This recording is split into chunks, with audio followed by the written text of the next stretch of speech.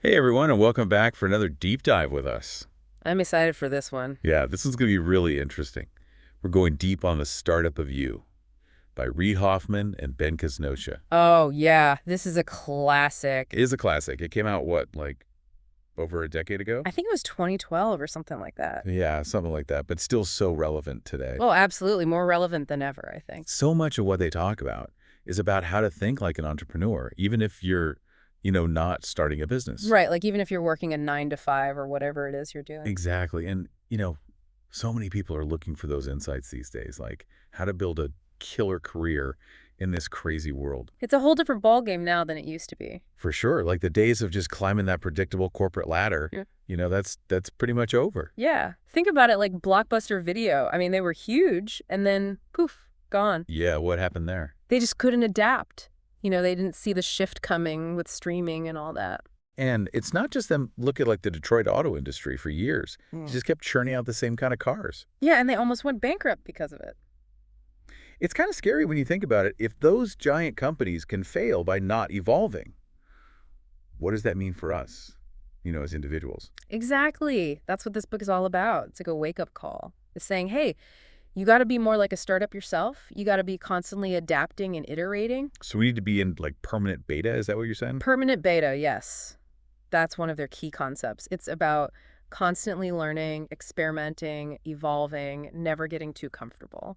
That's both exciting and a little terrifying, to be honest. I know, right? It's a challenge, but it's also incredibly empowering. Okay, so Hoffman and Casnocha are basically saying that everyone is an entrepreneur. In a sense, yes. Not necessarily in the sense of starting companies, but in the way we manage our careers. So our careers are startup. Exactly. It's about thinking strategically about your skills, your network, your goals, and always looking for ways to create value. That's a big shift for a lot of people. It is. It requires a different mindset. It's about taking ownership of your career path instead of just waiting for things to happen. So how do we actually do that? How do we start thinking like a startup when it comes to our careers? Well, one of the first things they talk about is building your competitive advantage. Okay, that sounds important. Break that down for me. So it's like a puzzle with 3 pieces. 3 pieces. Yeah.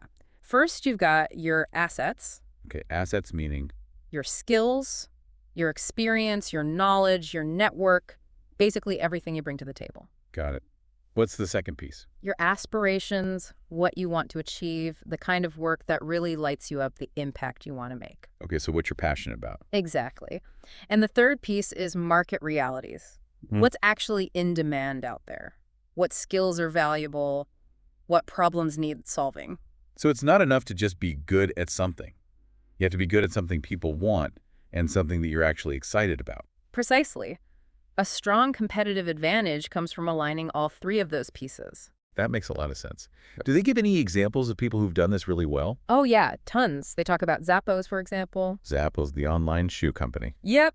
They could have just focused on selling shoes online, but they went further. What do they do? They built their whole brand around exceptional customer service, free shipping both ways, 365-day return policy, a customer service number on every page of their website. Wow, that's pretty impressive. It was. They were constantly adapting and improving even when they were already successful. So they were like always in beta, even when they were a big company. Exactly. That's permanent beta in action. They were never satisfied with the status quo. They were always looking for ways to get better. I like that. Okay, so Zappos is like the customer service example. Do they have other examples, like maybe someone who's really good at aligning their assets and aspirations with the market? Oh, yeah, they talk about Sheryl Sandberg. Sheryl Sandberg from Facebook. Yes, her career path might seem random at first glance, World Bank to Google to Facebook. Yeah, that's quite a journey. But each move was strategic. She was constantly assessing her assets, her aspirations, and the market opportunities, and then making bold moves to align them. I can see how that kind of thinking could be really helpful, especially in today's world where things are changing so fast. Oh, absolutely. It's about being proactive, being in control of your career instead of just letting things happen to you. Okay, I'm starting to see how this whole startup of you concept could be really valuable. It's a game changer. And it's not just about finding the perfect job. It's about creating a fulfilling career that aligns with your values and your goals. And that brings us to another one of their key concepts, right? ABZ planning. Ah, yes, ABZ planning. One of my favorites. Okay, so for those who haven't read the book, break it down. What is ABZ planning? It's basically about Having multiple plans, not just a plan A. Okay, so like a plan B, Plan B for sure, but also plan Z. plan Z. What's that? Plan Z is your safety net, your what if everything goes wrong plan. So it's like your worst case scenario plan. Exactly. It's about having a backup plan for your backup plan. But isn't that just being, overly cautious? Why do we need a plan Z? Because the world is unpredictable. Things change quickly. Markets shift. Industries get disrupted. Right. You have to be prepared for anything. Okay, I get it. So ABZ planning is about being adaptable.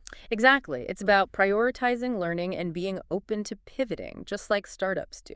Pivoting meaning, Changing direction, shifting gears, adapting to new information. give me an example. Sure, remember Flickr? Flickr, the photo sharing site? Yeah, but it didn't start out that way. It started as an online game. Really? I had no idea. Yep, they pivoted from a game to a photo sharing platform and became a massive success. So they saw an opportunity and they changed course. Exactly. That's the beauty of ABZ planning. It's not about sticking to a rigid plan. It's about being flexible and adaptable. Okay, that makes sense. I'm starting to see how this could be really useful. It's a powerful tool. Yeah. And there's another great example, PayPal. PayPal as in the online payment system. The very same.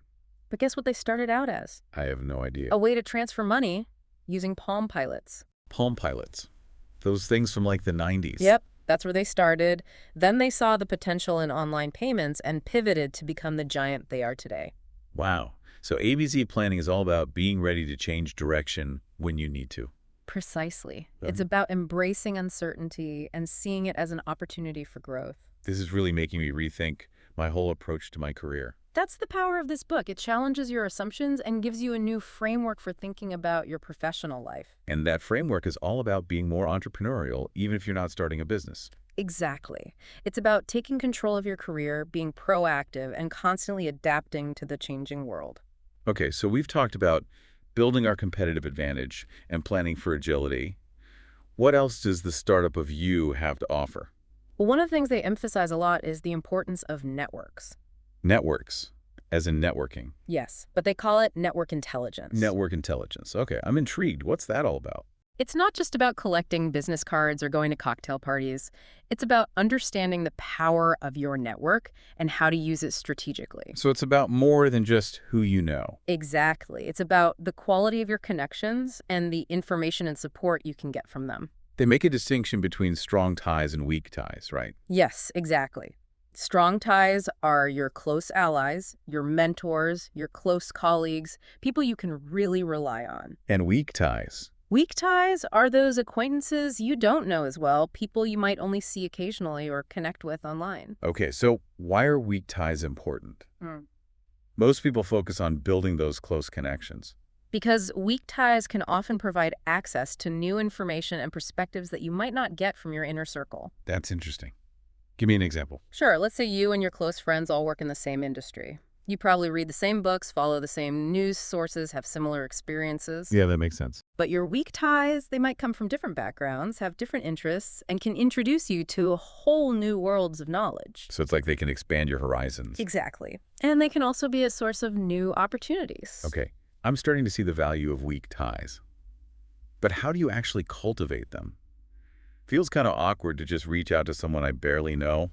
It doesn't have to be awkward. It's about being genuinely interested in people and finding ways to add value to their lives. So it's not just about what you can get from them. No, it's about building a network of mutual benefit, a community of support. That's a great way to think about it. Yeah. And those relationships can really pay off down the road, right? Oh, absolutely. They tell a great story about two chefs, Mary Sue Milliken and Susan Feniger. I don't know them. They're amazing chefs. They met working in a Chicago restaurant. Their paths diverged, but they stayed connected. So they had that weak tie. Exactly. Years later, that connection proved pivotal when Feniger urged Milliken to move to L.A. They reconnected, pooled their assets, and launched their incredibly successful restaurant, Border Grill. Wow, that's a testament to the power of maintaining relationships even when paths seem to diverge. Exactly. You never know when those weak ties might come back into play in a big way. Okay, so we need to nurture both our strong ties and our weak ties. Absolutely. Both are essential for building a robust and supportive network. So network intelligence is about being strategic with your connections. Precisely. It's about understanding the value of both strong and weak ties and using your network to gain information support and opportunities. This is really eye-opening stuff. And we're just scratching the surface. The startup of you is packed with so much great advice. We've covered a lot of ground already, but there's still so much to explore. Exactly. In the next part of our deep dive, we'll delve into some of their other key concepts, like taking intelligent risks and investing in yourself. Yeah, I can't wait to hear more about that. This is really making me rethink my whole approach to my career. That's what we love to hear. The startup of you is all about empowering you to take control of your professional life. So stay tuned, folks. We'll be back with more insights from the startup of you in just a moment. Welcome back, everyone. We're diving deeper into the startup of you and all this awesome advice on how to think like an entrepreneur with your career. Yeah, it's a lot to take in. It is. But before the break, we were talking about network intelligence, using those strong and weak ties. Right. But I want to go back for a minute to risk-taking. Okay. They talk a lot about intelligent risk-taking. Yes, taking risks is crucial in today's world, but it's got to be smart, calculated risks. So how do we know which risks are the smart ones? That's the million-dollar question, isn't it? It is. How do we spot those opportunities that maybe other people are missing? Well, one way is to pay attention to where others see only problems. Okay, explain that one. So imagine you're in a meeting and everyone's complaining about a new regulation or a new policy. Yeah. Most people will see it as a roadblock, an obstacle. But an entrepreneurial mind might see it as an opportunity. An opportunity? How so? Well, maybe this new regulation creates a need for a new solution, a new product, a new service. So it's about looking for the silver lining, the potential upside in what others perceive as negative. Exactly. It's about turning problems into possibilities. I like that it's a very optimistic way of looking at things. It is, and it's also a very effective way to spot opportunities that others might miss. Okay, so we're looking for problems that we can turn into solutions. What else? Another tip they offer is to look for areas where others are misjudging the risk. Okay. Sometimes what seems like a huge gamble to others might actually be a calculated move. If you know what you're doing. Exactly. If you do your research, understand the nuances of the situation. So it's about having the information and the confidence to make a move that other people might be afraid of. Precisely. It's about seeing the potential where others see only danger. Okay, I'm starting to get it. But let's talk about the practical side of this. How do we actually assess risk? I'm not a fortune teller. How can I know if something is truly a good bet? Right. Well, they offer a simple but powerful question to ask yourself. Okay, I'm listening. Is the worst-case scenario tolerable? Is the worst-case scenario tolerable? I like that. If the answer is yes, then the risk might be worth taking. So it's about weighing the potential downside against the potential upside. Exactly. And if you can stomach the worst-case scenario, then you're in a much better position to take a chance. That makes a lot of sense. It takes some of the emotion out of the decision. Right. It helps you look at it more objectively. Okay. So we've talked about spotting opportunities and assessing risk, but we haven't really talked about how to use our network to help us with this. Good point. Our network can be a valuable resource when it comes to taking risks. How so? Well, let's say you're considering a career change, maybe moving from a corporate job to a startup. Instead of just sending out resumes blindly, you could tap into your network, reach out to people who have worked in startups. And ask them about their experience. Exactly. Ask them about the challenges they faced, the rewards they reaped. Their insights can help you understand the real risks and opportunities involved. So it's about getting a behind-the-scenes look. Exactly. It's like having a team of advisors who can help you navigate the complexities of the career landscape. I love that it makes me realize how much I've been underutilizing my network. And remember, network intelligence is a two-way street. It's not just about taking. Right. It's about giving back, share your own knowledge and experiences, connect people who might benefit from knowing each other, be a resource for others. So the more you contribute to your network, the more valuable it becomes. Exactly. It's all about reciprocity. Okay, we've covered a lot of ground. Again, competitive advantage. ABZ planning, network intelligence, risk-taking. It's a lot to take in. It is, but it's incredibly valuable. It is. So what else does the startup of you have to offer? Well, one of the most powerful takeaways is this: you are your own CEO. You are your own CEO. I like that. You are in charge of your career, and you have the power to shape it. That sounds empowering, but also a little daunting. I know, right? It's a lot of responsibility. It is. Most of us aren't trained to think like CEOs. That's where the book comes in. It provides a framework for thinking about your career like a business.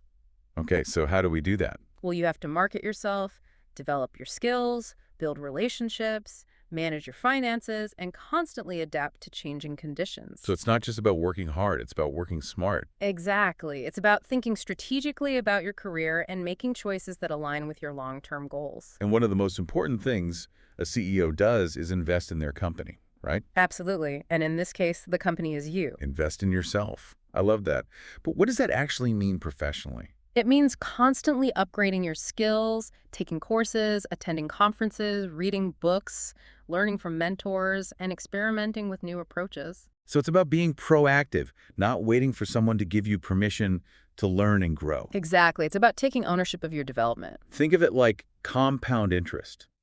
Small, consistent investments in yourself can lead to significant returns over time. That's a great way to put it. And it's not just about formal learning. Right. It's also about seeking out experiences that challenge you, push you outside your comfort zone, and help you develop new skills. So volunteering for a project at work, taking on a leadership role in a community organization, or even starting a side hustle. All of those things can be considered investments in yourself. And those experiences not only make you more well-rounded, but they also provide you with stories to tell lessons learned and connections made. Exactly. They add depth to your resume and make you stand out from the crowd. Wow, I'm already starting to feel more inspired and motivated just thinking about all the possibilities. That's the power of this book. It shifts your mindset from being a passive participant in your career to becoming the architect of your own success. I love that. All right, so we've talked about investing in ourselves. What else?